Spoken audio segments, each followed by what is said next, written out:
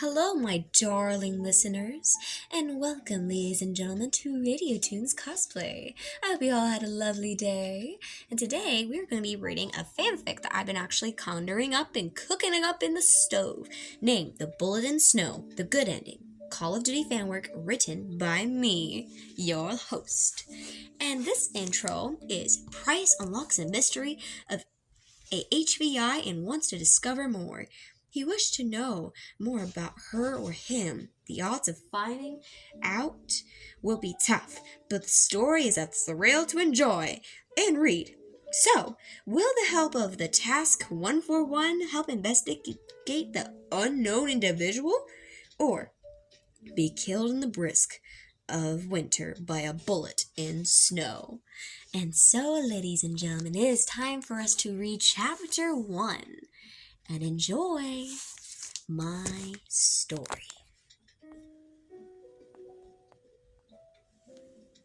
Chapter 1. The utility tunnels were dark and unwelcoming, with water dripping from loose holes above and soaking the pipes in crates piled with abandoned materials left by train workers. Suddenly, the engine of a car roars through the silence, its headlights cutting through the darkness. The car came to a stop, front of a vault door that led to the train tunnels. Two figures, a man and a woman, step out of the car and approach the door. The tension was palpable, as if the air was filled with the echoes of bloodlust and many men that desired to kill and destroy the innocent. A woman stepped forward, her emerald eyes tracing the room, and gestured the man to step back. Quickly, he pulled out his firearm and positioned himself to clear the area. The woman pulled out a radar device and used it to see through the walls of the door. Meanwhile, the anxious man guarded her, aiming his gun at any potential blind spots. "Are you sure this is necessary, miss?" the man asked, his arrogance evident, as he prepared to enter the dangerous tunnel. He seems unable to consider the possibility of someone attacking at any moment. The anticipation was coursing through his veins as he faced the woman, who was guarding the door and whatever lay behind it. "Negative, but this situation involving Makarov's forces is symbolical. Proceeding." Miss responding. Still, sorry. Where was I? Right. Proceeding. Miss responded, still monitoring the radar to get a better picture of the man on the other side. She quickly returned to the car and to secure the device before returning to the door with her firearm in hand. "Gabriel, listen. Whatever happens, don't look back or fall behind. Is that clear?" she commanded as she opened the wide door and began to sneak into the building. Gabriel and Mist walked in formation, with Mist taking down the first two men they encountered. Suddenly, a swarm of army units passed the tunnel, causing Mist and Gabriel to rush behind one of the wooden crates and crouch down. She leaned against the crates and pulled herself up to get a better view of the situation. She saw bullets flying through the air, striking down goons left and right. The scene was too dangerous to take action, so she pulled herself back down, feeling the cold chill run down her spine. She turned to face Gabriel, who was also trying to come up with a plan, and then looked back at the wall of pipes. The wall was thick with the acid scent of copper and blood, a result of the recent gunfire and violence. Gabriel felt lightheaded and disoriented as Miss motioned for him to stick close to her. She knew that he wasn't accustomed to the chaos of a swarm of army units, chasing down targets in a train station. "We need to retreat and regroup," Gabriel suggested, but Mist ignored him and tightened her grip on her gun. She turned to face him, frustrated, evident on her face, as she tried to come up with a plan. "We need to improvise. Let's head to the second floor. It's our only chance to reach the source," she said coldly. Gabriel stuck to his suggestion to leave, but Miss shrugged it off. "You can leave if you want, but you'll likely get shot at all. It's your call," she said bluntly. Mist's eyes scanned the area, searching for a way to reach the second floor. She spotted an elevator stairway about 10 feet away and gave Gabriel a sarcastic look. "Your choice," she said, before rushing out of their hiding spot and making her way to the staircase. Gabriel suppressed a sigh, muttering, "Always gotta be first." But he took a firing stance, providing cover as Miss headed to the stairwell. Miss breached the door, sweeping her rifle. "Corner's clear," she called back. Gabriel followed, mirroring her movements, but a step behind, his eyes darting nervously. The stairway was dusted by trash papers and burnt water plastic bottles. They walked 2 flights of stairs to reach the door leading to an abandoned mall and into an empty shop. Miss cracked the door and peeks, noticing the room was prepped with technical work and motoring gear in the center of the room, while on the far right was a glass window with old newspaper frames as a cover. Miss gestured to Gabriel to stand down, and as she snuck in quietly, and looked through the table in hopes of finding what may seem to be a journal of classified information about her. She scattered the papers and found a lonely green hand notepad with sticky note tabs sticking out. Miss opens the book as papers fall on the table, as she quickly tries to put them back into her journal. The journal. Gabriel keeps an eye on the window as his mind is rushed with anxiety. He felt Mist's life would be at risk if they stay here any longer. "Mist, we have to go." He rushed with panic and grabbed Mist's wrist and rushed her back to the door, as Mist only had 1 paper of classified information. Great. Mist crumbles the paper into a ball and tosses it away. The sound of 2 men's footsteps filled the room as they rushed in to gather their equipment. Suddenly, the glass frame shattered into shards, hitting the goons. In the midst of the chaos, a bullet is fired and the man jumps over the window, landing on the glass shards with a crunching sound. Miss peeked slightly, leaning on the door frame so the man wouldn't notice her. The man appeared to be rugged, with a scuffy beard and a boonie hat with an army uniform made from Europe. He walks up to the desk and noticed the scattered and mangled papers, scooting them away and lifting the frame of the laptop. As he lifts it, he speaks into his radio. "Laswell, we got something," he said. His voice felt rough and cold, almost British. "Release, Captain Price," a voice crackled through the radio, sounding much older than Price himself, a woman perhaps. He takes the data chip and quickly leaves the scene, with Mist following behind closely.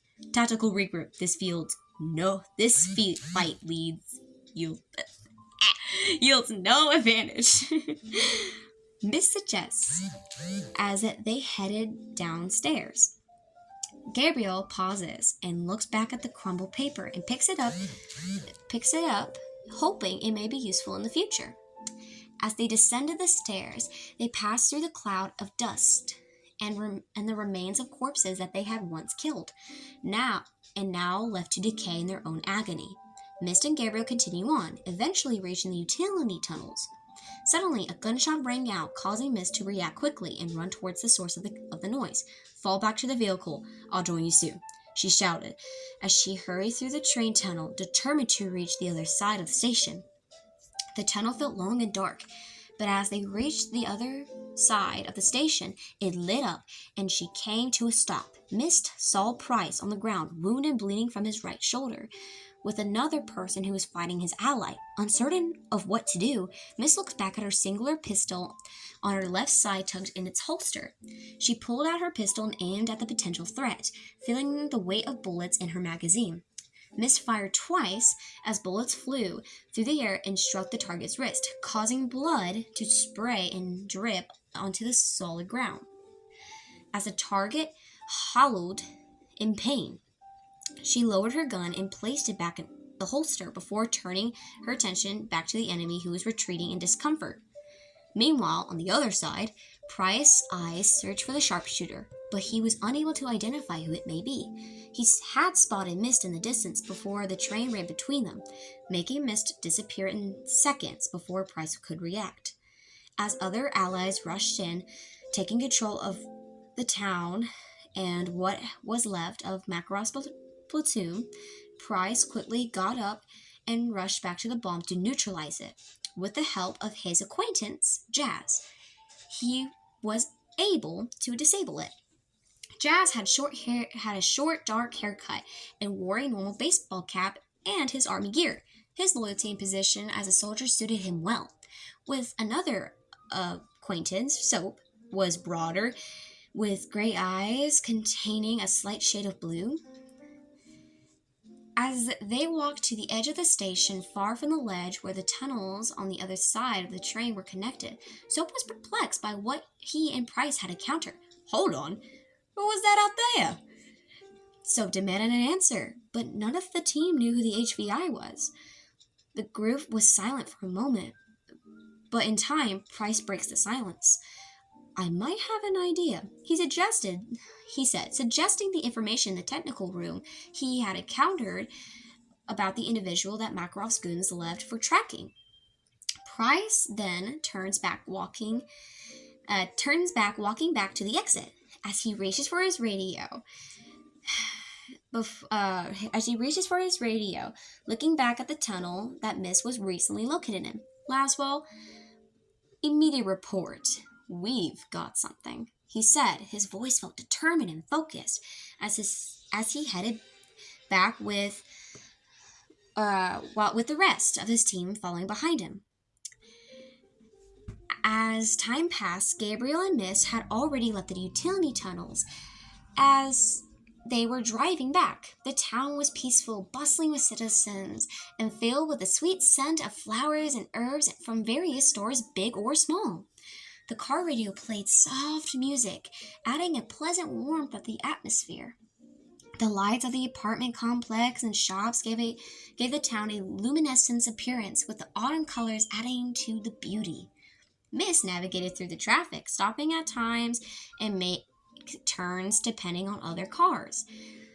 There was a long pause of silence, with Gabriel sitting in the passenger seat and looking out the window, taking in the golden glow of the town lights. Miss glanced back at Gabriel, who seemed lost in his thoughts, and asked, "Worried?" She was concerned for Gabriel and curious about his thoughts. Gabriel sat up and then leaned back in his seat, letting out a sigh of exhaustion before responding in a monotone voice, "Tired and hungry." He turned back to the window, watching the cars zoom by and the pedestrians walking at a leisurely pace, almost in slow motion.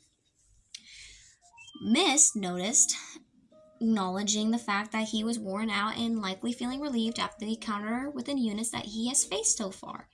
"The reality, Gabriel, is that it doesn't get any easier," she said, her words conveying both care and a hint of sarcasm. As she looked back at him, Gabriel pulled out the crumpled piece of paper from his pocket, catching Miss's attention. She noticed that it was a thin yellow paper with stains and rubble and dirt. She immediately recognizes it as something important. "Why did you bring that?" she asked, sounding frustrated and upset. Gabriel unfolded the paper and looked at it, revealing that it contained information about her army's location and previous forces. His eyes met Miss with a look of guilt or shame. "I thought it might be useful for the future, he said, his words sincere and genuine, as if he didn't want to disappoint or upset Miss with his mistake. "For what?" Miss shouted, reaching to turn the radio down. She was clearly upset about the situation, with Gabriel holding onto the document that could have easily been discarded in the waste of the stairway. "Do you realize you're risking your life to give the army a reason to hunt me down?" she explained. Miss reached a red light and stopped the car. She lays her head on the steering wheel, feeling a weight of stress and aching pain from the lack of sleep. Gabriel watched the stoplight to turn green as he faced Miss again. "What if the army could help us?" Gabriel suggested, as Miss lifted her head and leaned back against the driver's seat. Her hand reached to the bridge of her nose, pinching it in aggravation. Gabriel, the military operates on one principle: no mercy. They will eliminate, capture, interrogate, or use any means necessary to achieve their objective. She turns her head to face Gabriel. Remember this, Gabriel. No one out there is your friend until proven otherwise. They will kill you, whether you're an enemy combat, enemy support, or simply in the wrong place at the wrong time. The Marines, 141, Shadow Company, they don't differentiate. You're a target. Process that. Gabriel leans back against the passenger side door, feeling a chill run down his spine as Mist faced back to the windshield and started driving again. The ride back was quiet, with Gabriel fidgeting with the frayed edge of his patch on his vest as he adjusted and faced the window. Mist was still upset, but she couldn't entirely blame Gabriel for his lack of knowledge about the army. The road became quieter, with less traffic and fewer people rushing to get home from work. Eventually, they reached their destination, an apartment with a natural appearance glazed in vanilla with a warm floral design of daisies and sunflowers, making the building look like a beautiful spring night. Mist drove to the parking lot and parked the car, the motor still running. The dreadful tension brought on Gabriel's guilt and shame for his own well-being, causing his thoughts to flood in panic, as Mist considered the possibility of hiding the document containing classified information. They both got out of the car. Mist walked to the back of the car and opened the trunk, where all firearm and technical machines were neatly organized in the red tinted boxes of bullets. Mist unbuckles and removes the bulletproof vest before unpacking the equipment from the vent, and placing it back in the suitcase. Gabriel did the same. Leave the document in the case. It's safer that way, Mist requested. Gabriel took the paper and placed it in the pocket of his suitcase. They gathered the remaining items from the car and took the equipment in the elevator. As they entered the elevator and pressed the floor button, the cold wind gushed out, but the warmth of the elevator comforted their goosebumps. The elevator lifted up, crammed with the heavy weight of the cases and bags. Gabriel struggled to manage the bag on his shoulder and failed, causing it to rock back and forth. Mist tilted her head to peek at Gabriel's struggles. She shook her head and chuckled before reaching out with her free hand and take the bag with ease. Gabriel looks at Mist with a slight pink tint on his face, embarrassed by his defeat in handling a weighted bag compared to a woman. "Thank you," he said.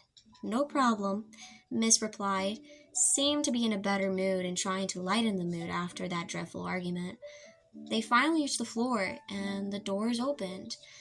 Gabriel walked in first and took the other bag, which was lighter, using his free hand to grab the key.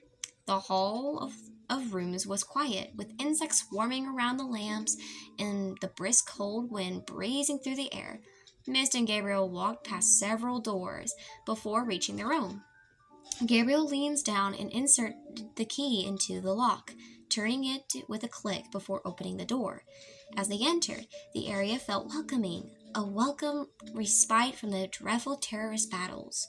Mist turns on the light and sets her suitcase down next to the couch before heading to her room to change. Meanwhile, Gabriel handled the luggage, putting it away in the closet next to the welcome mat on the right. And then he walked towards the couch, feeling the energy slowly drain before collapsing onto the soft padded cushion.